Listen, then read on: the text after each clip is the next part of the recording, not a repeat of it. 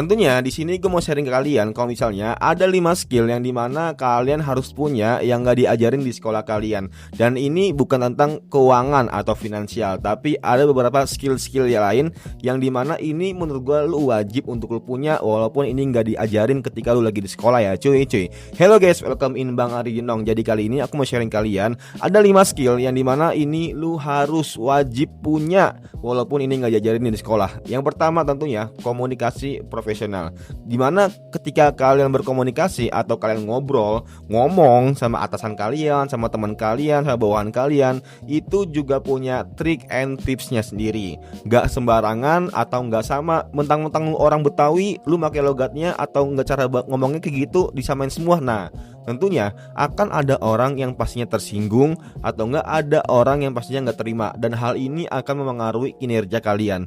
Makanya apalagi yang paling penting ketika kalian minta jadwal ke atasan kalian atau minta waktu, karena biasanya yang Gen Z nih mereka tuh ya udah asal ceplos aja gitu, ngobrol lewat WA kayak Pak izin Pak saya mau ini. Nah padahal kan ada kalimat-kalimat yang baiknya gitu, selamat pagi Pak, mohon maaf sebelumnya. Nah kan ada tuh tutur kata yang baik, tapi kebanyakan orang apalagi ya oke butuh proses segala macamnya. Nah ini makanya kenapa komunikasi profesional itu penting banget dimilikin sama orang-orang yang dimana ini gak diajarin di sekolah ataupun di dunia perkuliahan. Mungkin di dunia perkuliahan ada tentang teorinya, makanya itu kenapa ada presentasi.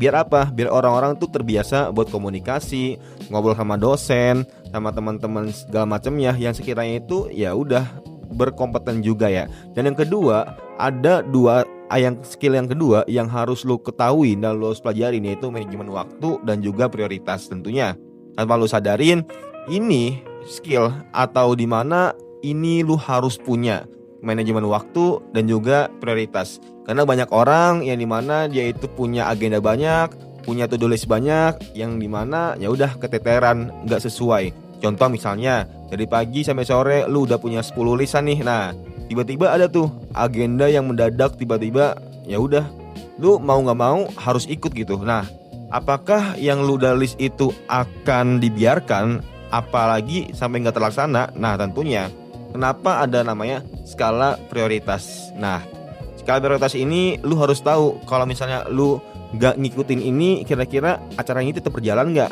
Kalau misalnya lu ninggalin ini, kira-kira acaranya tetap berjalan atau enggak? Nah ini biasanya ini harus dimilikin sama ketua-ketua organisasi, biasanya seperti itu.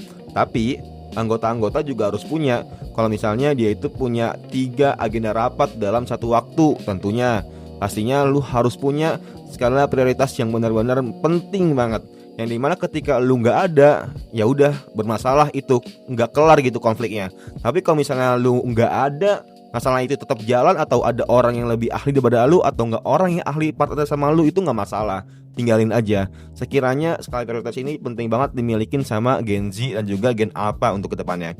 Yang ketiga, problem solving. Tentunya bukan cuma nunggu disuruh aja, tapi lu harus tahu gimana caranya menyikapi, memberikan sebuah solusi, bukan caper, bukan apapun itu. Nah tentunya ya dengan analisa, dengan ngasih solusi yang dimana bukan caper atau nggak, bukan nyari muka, tapi apa ya lu kayak gimana ya, namanya juga di dunia kerja lu harus profesional gitu. Jangan cuma diem yes man lah, cuma ya doang. Nah tapi lu harus bisa kayak ngasih bantahan, dan di bantahan ini lu harus tahu kalau misalnya mungkin atasan lu ada celah yang dimana ini bisa lu kasih tahu.